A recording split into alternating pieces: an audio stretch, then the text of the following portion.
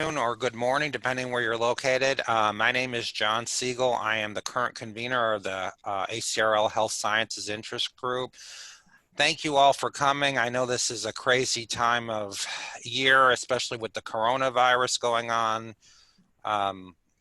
Libraries are making plans. I can tell you a decision here hasn't been made at our university, but there has been a case of corona that was found in Spartanburg. So we're waiting to see what's going to happen here. Anyhow, thank you again for coming. This is the Nursing Information Literacy Framework, developing a disciplinary companion document. As Lois said, this webinar will be recorded. I will send a link out as well to the various listservs.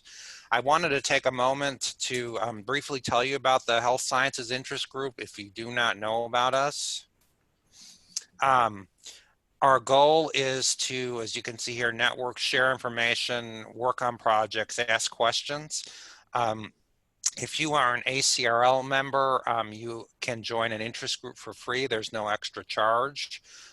However, you do not have to be an interest group member to join our email list. There's a link to our email list there. Also, we have a LibGuide as well, where there's a link there as well. And I can stick those links in the chat box as well. So we invite you to join us. We do have other programming opportunities coming up that we'll be in touch with. One of them is about the Accidental Health Sciences Librarian. We were supposed to do it in April, but that got pushed back. So the programming committee is going to be meeting and talking about doing that in June, probably before ALA or possibly at ALA. All right, so I'm going to proudly introduce our presenters today. They are from the Health Sciences Interest Group, Nursing Information and Literacy Framework Working Group, long title, Laureen Cantwell from Colorado Mesa University, and Bethany McGowan from Purdue University. So I will stop sharing my screen and turn it over to them.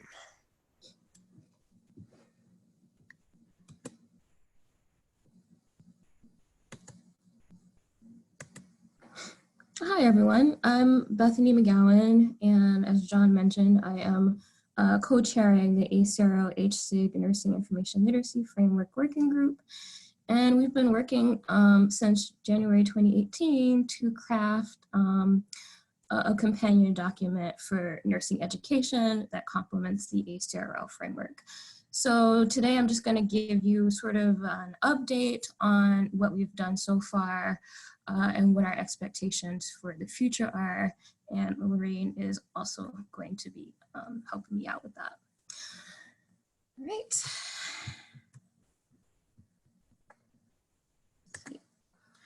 So I have to start by introducing our team who's been working so hard for the past 2.5 years almost now on this project. There's Laureen Cantwell, who's on the call today, Jamie Conklin from the University of North Carolina at Chapel Hill. Stephanie Davis was with us from 2018 to 2019, and she was at North Central Michigan College, though she's since taken a new position. Shannon Johnson, who is at Purdue University, Fort Wayne, Sandy McCarthy from Washtenaw Community College, myself, Julie Planchin-Wolf at the University of Washington, Bothell, Rebecca Razewski from the University of Illinois at Chicago, Mary Beth Slobodnik at the University of Arizona, and Ali Williams from Frontier Nursing University, who was also with us from 2018, 2019. So we tried to get a good mix of universities from lots of demographic areas, but also smaller universities, larger R1 universities. And I think we did a pretty good job of having a good mix of people here representing various nursing education programs. So our current progress, I'm going to sort of go through the checklist that ACRL provided our team for developing and reviewing companion documents. We are actually developing a completely new document, not reviewing a document. And so these are the steps for sort of reviewing or developing the document. So we started out with the HSIG group actually notifying the Information Literacy Frameworks and Standards Committee of the intention to develop a framework companion document. And that was sort of done by the people who were leading HSIG back in 2018. I think it was Mary Beth Slobodnik and Jane Yatsila. And then the second step was the committee was charged to develop the standards by ACRL.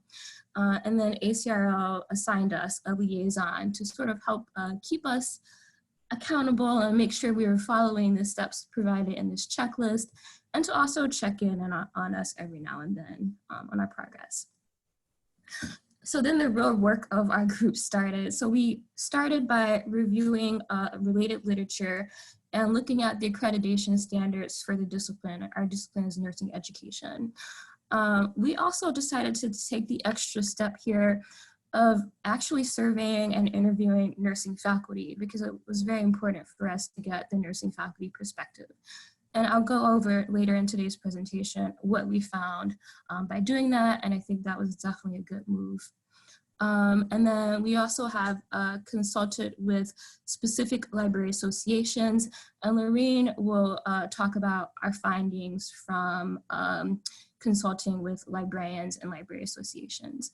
And then we also consulted again with related faculty and associations, focusing primarily on nursing faculty.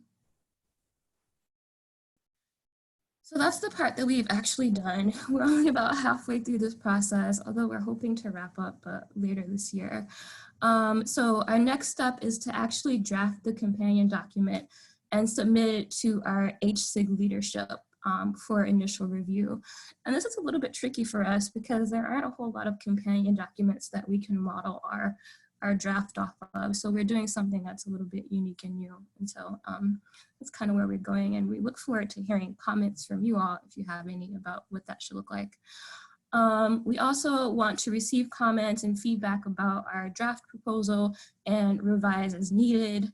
And then we distribute the draft as broadly as possible, again, soliciting comments from librarians, library associations, nursing faculty, nursing professional organizations. And then we go through another round of revisions. And then we finally submit it to our unit leadership for review, which is again our HSIG unit. And then it's submitted to ACRL, the ILFSC team for another round of review. So the ILFSC can either immediately approve our draft or they can return it with suggested revisions. Either way, after it's approved, it gets forwarded to the ACRL Standards Committee and they approve, or again, they can also suggest revisions, which means come back to us, we would revise. And then it gets a final approval and is submitted to the ACRL board. Once the ACRL board approves, the companion document is published and publicly announced.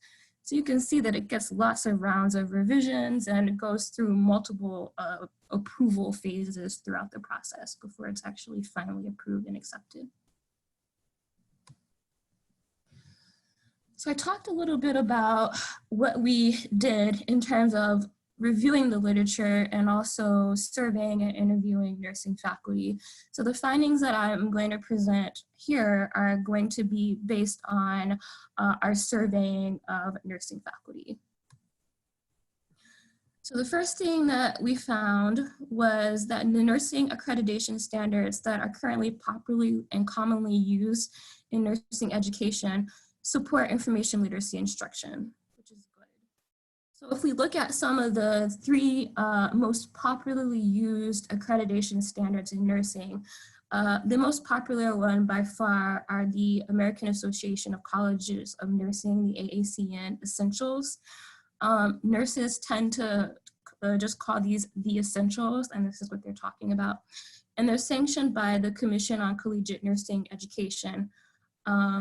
So this is by far the most popular one, popularly used accreditation standard, and it has information literacy competencies mentioned sort of throughout the body of the Essentials. And then these two other ones are a little bit less popularly used, but still sort of reported to be used according to our nursing faculty, or at least the ones that we surveyed. So the first one is the QSIN, the Quality and Safety Education for Nurses project. And it's managed by the AACN, again, the same one as who put out the essentials. And it's sort of focused on quality standards. Information literacy and health literacy are both mentioned throughout the body of this document. And then the TIGER, the Technology Informatics Guiding Educational Reform Competencies Model, is actually the best example of information literacy really integrated throughout a competency model.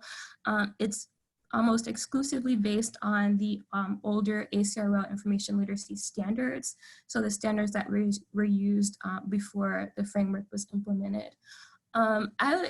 When I look at this TIGER competency model and read it, I suspect that there was a librarian involved in sort of guiding the information literacy competencies here, because they're very well integrated throughout that model. But it was also one of the, I think only about 8% of our faculty reported that they used it. So it's not super popular, but it does have information literacy competencies integrated.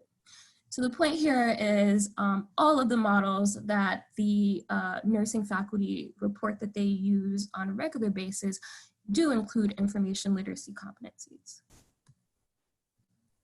So our second finding was most nursing faculty help to develop their program's curriculum. So we asked nursing faculty what their role was in developing their program's curriculum, and about 25 of our respondents were currently involved on a curriculum committee. 23 were not involved. This is about 98 results. So 22 had previously served on a curriculum committee, 13 had a curriculum committee leadership role, 12% served in developing their program's curriculum in some other capacity, 12 were on an accreditation committee, 9 had assessment committee membership experience, and then 3 were on an institutional or university-wide curriculum committee. So most faculty here reported that they do serve in some capacity in helping to develop their program's curriculum. All right, our third finding was that most nursing faculty integrate information literacy instruction in curriculums at the course level. So when we asked, 79% of nursing faculty said that they teach information literacy principles in their courses at the course level. And we asked why nursing faculty teach information literacy skills. And the most popular answer was that they felt students needed it, but also that the faculty felt that information literacy was a part of their own skill set and their own interest. 22 said that it was an institutional learning outcome. And then 14 reported that they teach it for accreditation purposes. As previously mentioned, the accreditation standards for nursing education do require some sort of information literacy instruction. And then 2 people said they teach it for some other reason.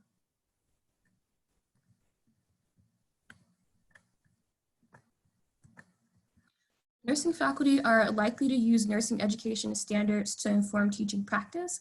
So when we asked nursing faculty what sorts of standards they relied on to inform their information literacy instruction, the most popular responses were the nursing education competencies. Only about 12% incorporated the ACRL competencies.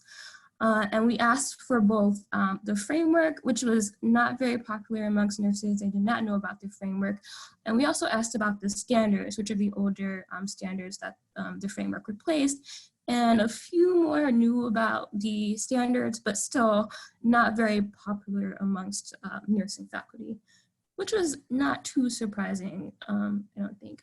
So again, as I mentioned earlier, these AAC and essentials were the most commonly used competency measure. And then the QSIN competencies, 22 faculty didn't use any standards at all. And then 6 use those Tiger competencies that I mentioned before.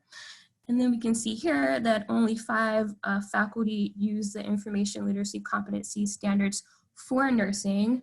So I guess I didn't mention this, but there were nursing specific competency models that were created to complement the ACRL standards. So that's what this is referencing. 5 faculty are using those standards. And then the ACRL information literacy competency standards for higher education, just the general one, again, 5 were using those older ones. 2 were using something else, and then only 1 faculty was using the framework for information literacy education. I found this a little bit surprising. 21% of nursing faculty don't teach information literacy principles at all. So these faculty indicated a variety of reasons for not teaching information literacy, and those included that they felt like information literacy instruction was outside of their area of expertise, that they expected students to receive information literacy instruction elsewhere, that they didn't think to include it, and that they left it, or that they left it to librarians to teach.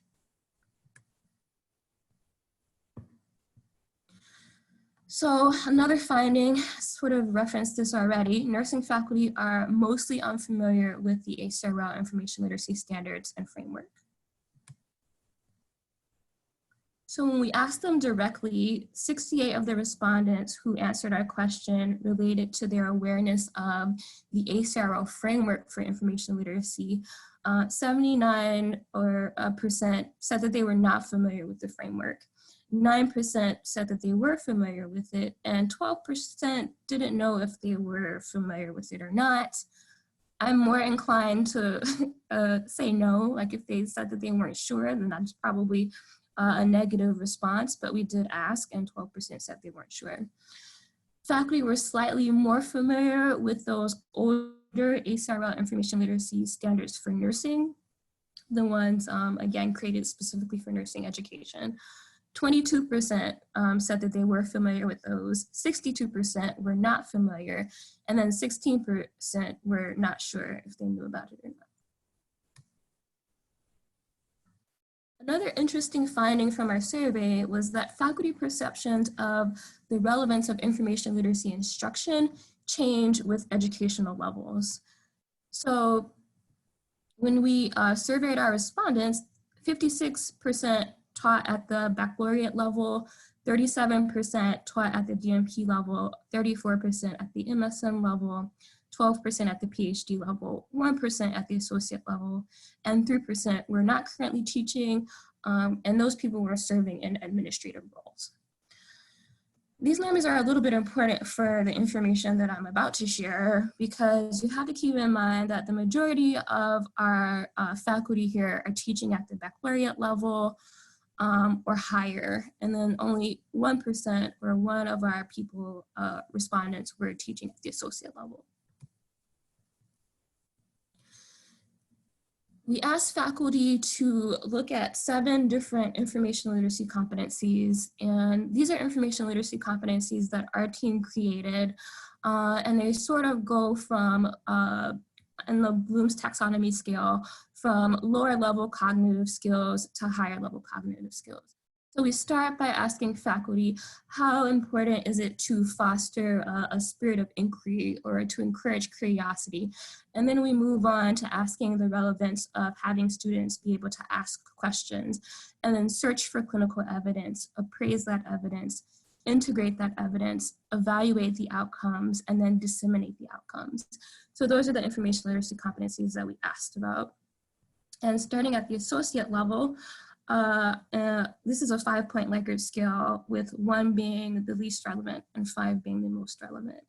So we can see here that faculty think that the abilities to do these to execute these competencies at the associate level are pretty relevant. So our average scores here range between 3 and 4 for some of the lower level cognitive skills. And then we get to the ability to appraise evidence is only ranked still between like 3 and 4, but a little bit lower than some of the other skills. And we can see here that the ability to disseminate outcomes is not really something that faculty are expecting associate level students to be able to do. Again, I think this data is a little bit biased because we only had one faculty that actually teaches at this level. Everyone else is at the baccalaureate level or higher. So it could be a little bit flawed that faculty think that these are the sort of skills that they expect their students to be able to come in with, and not necessarily skills that they are teaching at this level. And then we move to the baccalaureate level, and we see that our expectations rise a little bit here. So the average, these X's are sort of the median response. And we see that for the most part, faculty are expecting students to be able to execute most of the competencies that we asked them about, again, with the ability to disseminate outcomes, being sort of something that is less expected for most faculty. Other thing I should mention about these charts is sort of the larger the box, the larger the variation in faculty responses are. So for, again, this ability to appraise evidence, we see that faculty are, they sort of disagree amongst each other, where some people tend to mark this at a 3 and others at a 5, with the median response being about a 4. So this is one area where faculty can't quite agree with what the relevance of the skill is, but it's the median response is still pretty high at 4 here. As we move along, we notice a trend, and I'll just ruin the surprise and say that this trend actually holds. But there's a lot more agreements amongst faculty. We see the boxes are a lot smaller here. And the skills, again, are pretty high, probably about a 4.5 to a 5 in expectations or for the relevance of skills at the master's level. Again, this ability to disseminate outcomes is something that faculty don't maybe necessarily expect or don't agree that they expect to see from students at this level. And also the ability to appraise evidence. I was a little bit surprised that the ability to appraise evidence was something that faculty kind of sort of disagree with whether or not their students should be able to execute it, but it's still ranked kind of highly. So at the PhD level, we see that another surprise here, faculty don't necessarily know if they agree that students should be able to ask questions at a 5 level. And then again, for the most part, we see though the X's or median responses are pretty high here, faculty are expecting students to be able to execute all 7 of the outcomes. And finally, at the DNP level, we see that faculty almost unanimously agree that students should be able to execute all 7 of the information literacy outcomes. Again, I was a little bit surprised that this expectation is pretty unanimous across the board at the DNP level, but not at the PhD level. So that was something a little bit interesting. So our final takeaway from looking at this information is that even at the associate level, most information literacy skills are seen as pretty highly relevant. And then they increase in relevance as students progress through their education levels. All right, so nursing faculty seem to view information literacy instruction as relevant, despite their unfamiliarity with the framework. Information literacy competencies are present in all 3 of the most commonly used competency models, the AACN Essentials, QSIN, and Tiger. Most nursing faculty report that they include information literacy instruction in their individual course curriculums. Our survey results suggest that nursing faculty mostly believe that information literacy skills are relevant at every educational level. At the associate level, faculty emphasize the relevance of some of the lower level cognitive skills, such as cultivating a spirit of inquiry, asking clinical questions, and searching for the best and most relevant clinical information. As students continue to the baccalaureate level and higher, they are increasingly expected to execute higher order cognitive skills, such as appraising evidence and disseminating outcomes. Librarians seeking outreach opportunities might use these findings to establish faculty-librarian collaborations to work with curriculum committees to weave information literacy concepts throughout curriculums and to scaffold information literacy instruction so students can practice and build on what they know. Our findings emphasize the potential to work with nursing faculty on curriculum development, as a majority of faculty, so 86%, are somehow involved in curriculum design, but most nursing programs lack an information literacy goal. And I don't know if I really emphasize this, but even though 86% of nursing faculty serve on the curriculum committees, and 79% of faculty teach information literacy competencies, we don't see those reflected at the program level in nursing curriculums, at least for the faculty that we surveyed. Instead, we see faculty trying to integrate these information literacy competencies individually at the course level.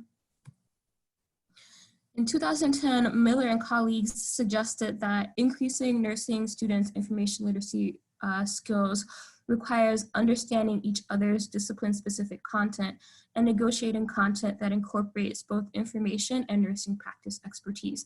And this is sort of the finding that we're sort of starting to come to a little bit as well. And Laureen will talk about that when she talks about our surveying of librarian faculty. By updating the older nursing standards into a framework style document that acknowledges existing Nursing Educational Association standards, our committee or working group will create a resource that nursing librarians can use to collaborate with nurse educators to integrate information literacy instruction throughout nursing curriculums at every educational level. So our takeaway from surveying our nursing faculty and looking at the body of literature around nursing education and information literacy instruction, we are particularly interested in developing a resource that will support librarians in communicating the importance of scaffolding information literacy skills throughout both course and program curriculums. We believe that librarian involvement at the course level is important, and there are certainly opportunities to collaborate with faculty. Again, our study found that about 21% of nursing faculty are not currently teaching information literacy competencies. So there's sort of a body of nursing faculty that could benefit from having librarians involved at the course level. But we also believe that collaboration with nursing faculty who influence their program's curriculum development at the program level offers a scalable and impactful means to integrate information literacy instruction throughout curriculums, enhancing support to one-time librarian visits to classes and librarian co-instruction of courses. So that's something else that we'd like to see. And I'll turn things over to Laureen so she can talk about our surveying of nursing librarians.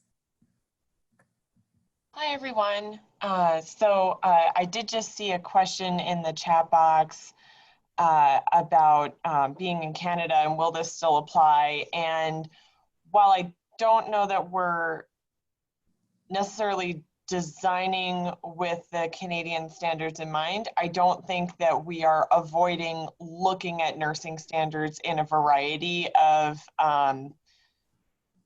different countries to seeing that overlap and looking for language suggestions and things like that. So I hope that that information helps add some context. But I think we'll see that there are some things in common based on the librarian survey. So I'm going to go ahead and share my screen now. So can everybody see that at this point? It's always fun to hand things off in Zoom sessions. So I'll keep the chat box up for myself too. Thank you, everybody, for confirming. So some of you may have actually participated in the survey that we did, which is pretty exciting. So why survey librarians? One, as stakeholders, they're part of the checklist. So there's that. And Francesca, we will get into the EBP question. Other than obligation, obviously the committee is only so big for practicality reasons, but we need to hear other voices. We need to make sure that we're including as many voices and thoughts as we can to help guide our thinking and shape our actions. And then in addition, we thought it would be really useful to be able to compare some of the questions that we asked nursing faculty with some of the questions that we would ask librarians involved in information literacy instruction in nursing and the health sciences. So that was sort of our mindset there, and a quick sense of who all responded. We had about 102 responses, which for us was, we were fine with that. I think that in terms of gaining voices, going from a committee of 8 to 10 to having 100 additional voices in the mix, I think was great. And then many of them were aware of the ACRL framework, which I think we would all anticipate on some level. And in terms of degrees offered, most of which were in the BN and RN to BSN area, but a lot of MSN degrees, and then a little lower on the DNP and other programs, as you'll see in the slide here. These are just some preliminary takeaways. I didn't copy and paste tables from Qualtrics, but a lot of that was because we asked a good number of qualitative questions as well. And this was kind of our first opportunity to do some synthesis of the qualitative content too. So in terms of, you know, what we have here, what we learned, many of the ways that, you know, our gateway for information literacy instruction with nursing as librarians tends to be instruction sessions, research consultations. But in addition to that, working with faculty on information literacy competencies in terms of learning objectives and curriculum were also fairly popular. Teaching and co-teaching a course is happening, but it's pretty limited. And other options included through library orientations, embedding in classes, creating modules and tutorials, and getting into the assessment components. Again, none of this is necessarily tremendously surprising, I don't think, but it's good to have some data and some context for how we are going to be interacting with people is my thought there. In terms of our involvement with curriculum as librarians, most half are working at the individual course level, but beyond that, we're looking at folks not being involved with curriculum development at all. So there's a sizable number of respondents in that category. So Bethany's comment about wanting whatever we create to help librarians navigate those conversations about information literacy in the curriculum, that's, you know, that 13% of our respondents, that's definitely someone that we're looking to have this document serve, of course. From there, we have some involved with curriculum committees and institutional curriculum. Some have been involved with accreditation. Others are, you know, kind of in that gray area of, I want to be involved, or I'm a contact, or I'm an ex officio, or I'm in discussions, you know, but it's sort of that, that committee light or committee adjacent role with curriculum. In terms of how librarians are using the framework for nursing outreach, and to be clear, I guess I interpret the outreach pretty broadly, and I think our respondents did as well. With that in mind, 18 of our respondents are not using the framework for outreach at all. And again, this was one of those qualitative questions, so the numbers here are a little fudgy, but I was synthesizing the data kind of as I went and trying to build it together. So a considerable number of respondents are not using it for outreach at all, which will tell us something as these qualitative questions go on. Mapping library sessions with or without the standards for nurses, one-shots, and respondents were interesting in terms of getting a sense of whether they were explicitly saying, you know, well, research is really a conversation, or, you know, any of the other frames, or whether it was more part of how they were shaping their guidance to the students. So the language may or may not be used, but they are taking framework principles and bringing them into those contexts. Informing librarian thinking and teaching, and now that's, they were mentioning it. I don't know that I consider that necessarily outreach, but it's how we're informing ourselves and shaping our outreach. So I see where people are coming from there. Some of the other options that were coming up here were how they were crafting arguments, using it as a guideline for evidence-based instruction, benchmarking for programs, things like that. And then if they were incorporating nursing education standards into teaching, most of the respondents, 55%, were not doing this, but of those who were, 30% were AACN, 12% were QSIN. So, I mean, you can read the slide, but it kind of gives a nice breakdown of where some of the more popular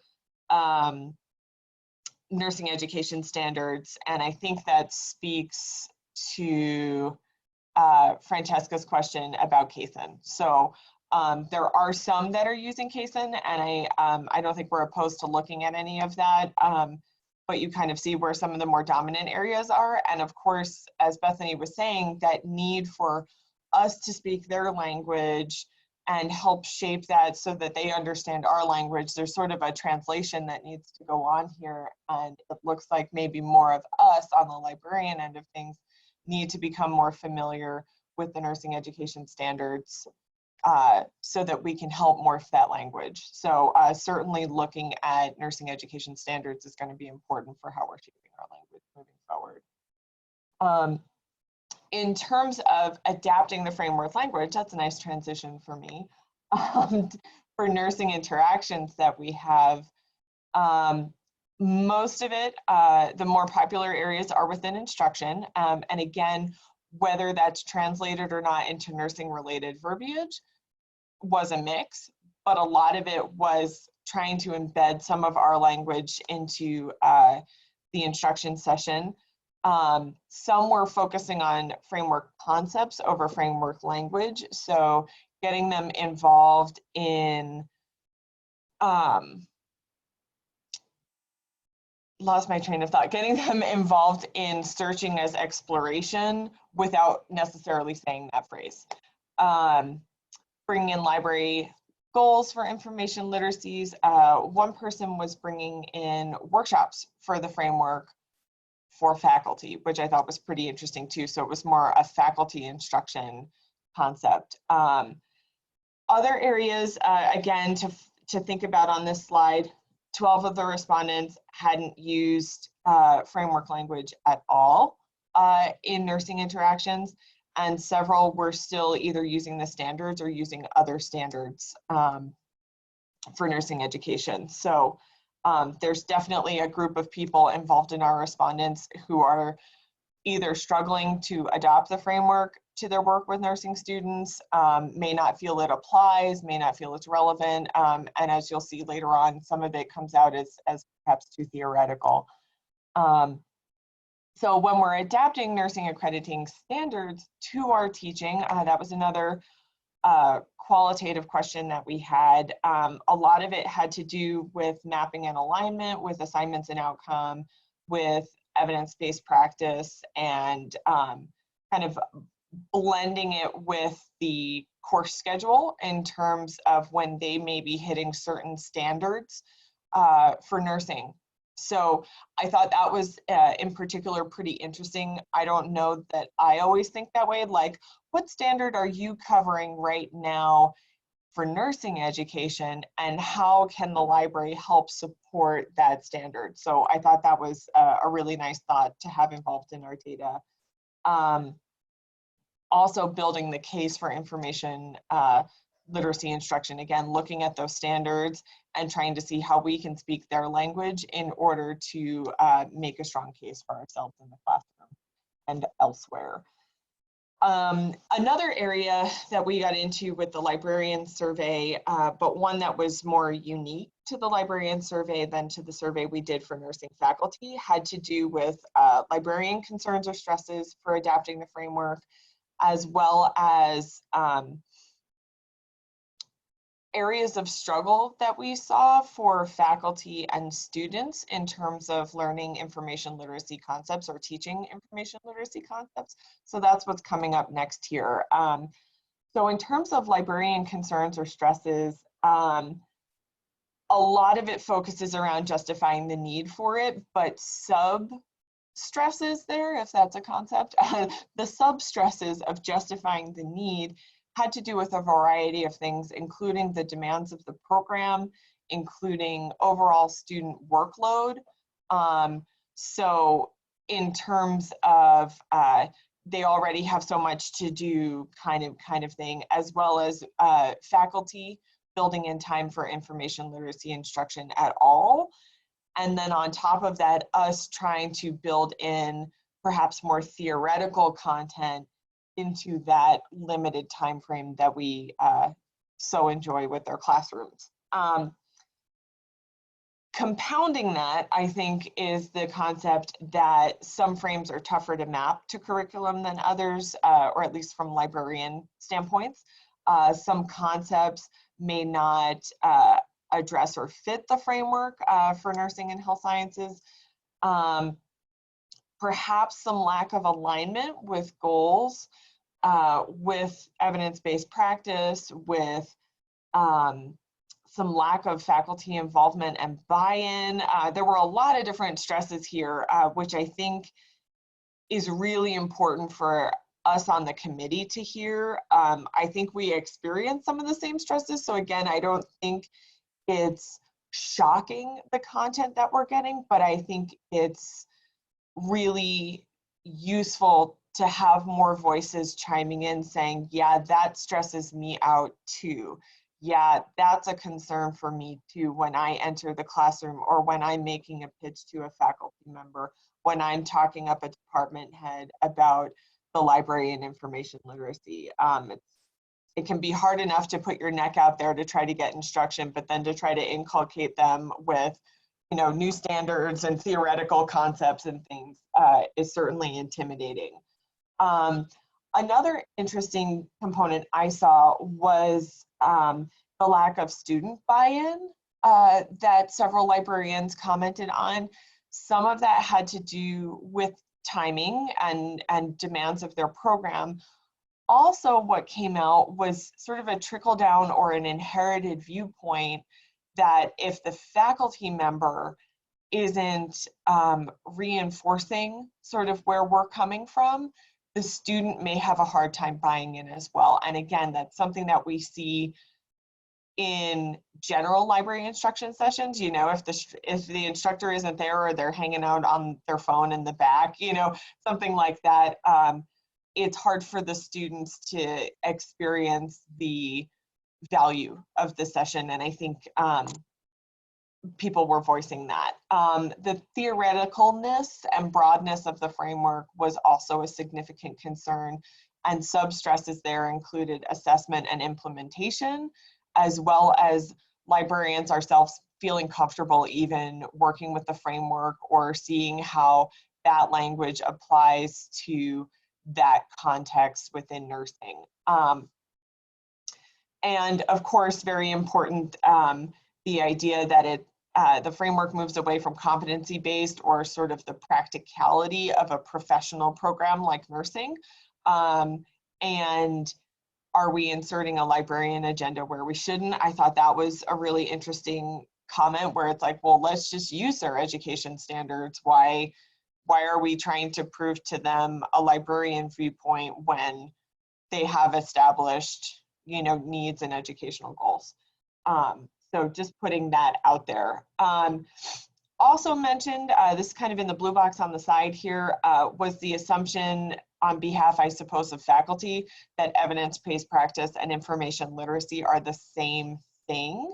And I believe the comment there indicated that while they have similarities, while they have crossover, while they support each other, they are not the same thing. It's a little bit like talking about critical thinking sometimes with other disciplines where, yes, they're tangled up, but they are not equal. And I think we're going to have to keep that in mind whenever we're talking about evidence-based practice or any of the evidence-based terminologies with the framework that we end up creating. Instructional struggles with information literacy on behalf of faculty. These are perception-based, and there were definitely people who felt like, you know, I'm really not in a good position to evaluate their teaching. I come in and I leave. So I do kind of take some of this as very impressionistic, but not unimportant, because you'll see some of this information does really overlap with what Bethany was talking about in terms of different student learning outcomes and what faculty are valuing.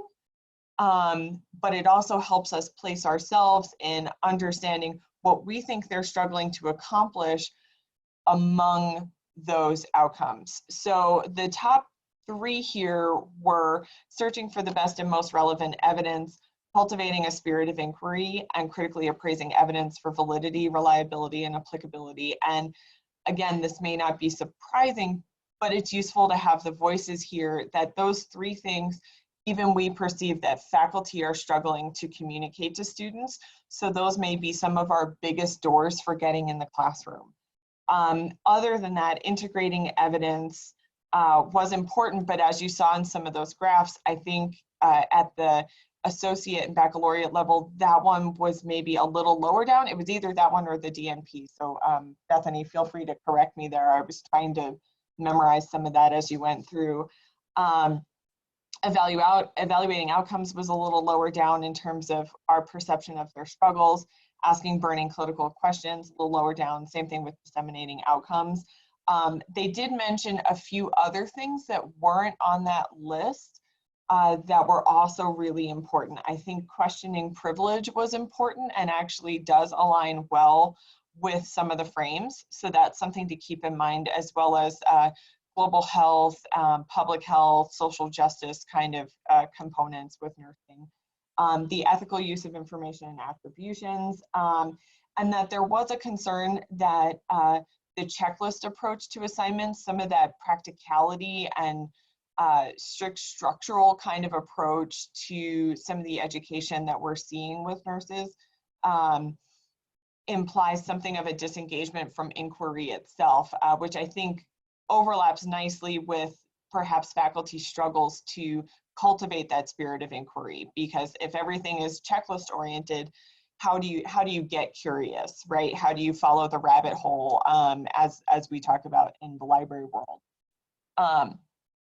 From there, student learning challenges, we get into some alignment here where the same top three, the order's a little different, but the same three are in the top as with faculty teaching challenges as far as our perspective is concerned. So again, these are some of the biggest doors that we have for talking to faculty, for getting into classrooms and making justifications. That's what I'm seeing anyway. I think there is a larger perception from librarians that students are struggling with asking burning critical questions, which would align with that view that maybe there's some disengagement with inquiry going on, or at least some struggle to figure out the purpose and the benefits of inquiry. Integrating evidence is a little lower down, evaluating outcomes, disseminating outcomes, a little lower down. Other things that came up here included a bit more of that social justice component of understanding different levels of information for different audiences. We also highlighted struggles with synthesizing information, as well as some overlap with perhaps writing skill difficulty levels as well. So, you know, collaboration may be necessary here to solve some of these problems. But I thought these results were pretty interesting in how well they aligned with our perceptions of faculty struggles. And then in terms of what's desirable for a nursing-focused IL framework, and I think this will reinforce hopefully the thoughts of a lot of people in the room today, is that by and large, people want support for information literacy and evidence-based practice, and the language of those, we'll say nursing-focused information literacy-esque conversations, support for both of those within this document. And people did highlight that things like comfort with uncertainty, cultivating curiosity, evidence are common to both of those documents and both of those perspectives. It's just a matter of massaging them, I think, into a more unified document. From there, we get into a number of people being interested in clear, measurable outcomes that is packaged in health-related language. So again, the urge that there be a more health or health science or nursing-focused vocabulary involved in the document, something that we can share or use in communication that involves little decoding for the audience. And getting into, okay, if we're gonna have conceptual components, the theoretical type framework language that we've been seeing, making sure that there is something of a real world translation there as well. Some scaffolding, so that idea of a progression through an academic program, which as you saw, we had a variety of people with a variety of different programs at their institutions responding to the survey. So those librarians and those nursing faculty are certainly thinking about the progression of a student from very, very early in the nursing career all the way through a DNP or a PhD program. And the assessment component of it as well. Perhaps some faculty development, that would be perhaps some appendix related content, companion resources that get into how we can sell this conversation and this kind of instruction to nursing faculty and administrators. An urge for content on equity and information privilege, ethics, and then on the side, there are a few other things came into play, including practicality, just kind of us having a practical mindset for number of one-shots and making it an operational document. Considering the fact that not all librarians have a medical background when they're doing that teaching, an urge for Bloom's taxonomy to be involved. And I thought this was particularly interesting. We did have someone suggest that we have more terminology in terms of what we're looking to do or what our role is that reflects better into nursing education. So someone made the suggestion for research inquiry instruction as an idea, as opposed to information literacy instruction. And I actually thought that was kind of attractive at a broad librarianship level. But specifically in this case, I thought that that was a really interesting thing to bring into play. So that is actually pretty much my whole takeaway set from the library survey responses, but I think that has an awful lot to show from the arc from what Bethany was talking about into the librarian perspective, and how all of that can feed really well and really usefully into the verbiage that we start crafting very soon. I actually have to go teach, of course, because it's right before spring break and the coronavirus is here, so I expect a full classroom. But I can stay on for a couple of minutes with questions and then I'll probably sneak out. So I'm gonna shut up now. I'm also around to answer any questions. And I'll also add, I didn't mention this before, but we did just get the survey data back from the librarians. We closed the survey at the end of February. So we're still sort of trying to go through it and sort of understand what the data is telling us. But I think our preliminary takeaways are pretty solid here. All right, so we'll open it up for questions. If you have questions, just go ahead and type them in the chat box. Will you be sharing the survey tool or data or deck? I think that, so for the nursing faculty survey, we're publishing our findings in JMLA, and there's already a link in the Purdue EPUBs to the survey that we sent to the nursing faculty, as well as all the raw data from the raw data that we got back. So I probably can't find it right now, but I'm happy to share that link in EPUBs with everybody.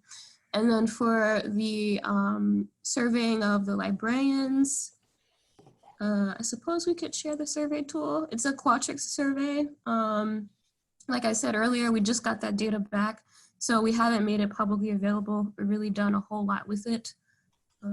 But let me see if I can find the link in EPUBs real quick, and I'll put it in the chat box. The other thing I would add is that, please remember that a recording of this presentation will also be made available. So you will have access at the very least to these sort of preliminary information from the slides that would be very shareable. And that's kind of been overall, this has been sort of a good, bad thing for our process, where as we're going along, we're thinking, wow, this is really interesting. People would care about what the faculty are seeing and doing, and people would care about what the librarians are seeing and doing, and people would care about learning about the results of our systematic review. And so we keep kind of,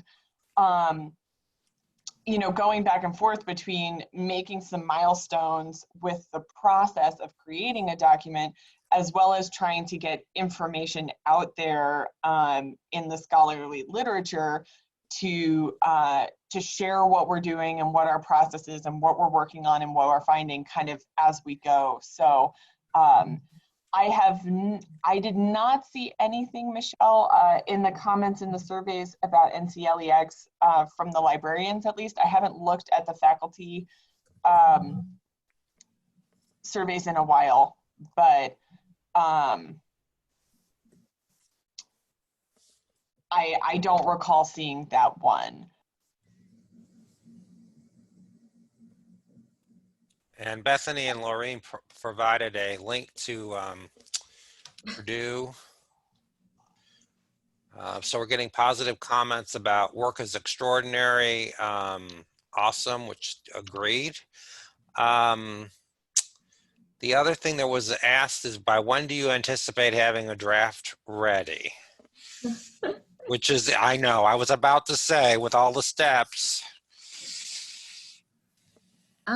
So our goal is, it's funny because when I started this project, I'm on tenure track at Purdue, and I was like, oh, it's 2018. By 2020, I'll have wrapped this up and I'll have something nice to put on my tenure dossier. And we're literally only about maybe halfway through. So I would say our goal is to have the draft, at least the first round, because like I mentioned in the slides earlier, it goes through several rounds of review before it's finalized. And we're hoping to get the draft to the HSIG team and the HSIG group by fall of this year.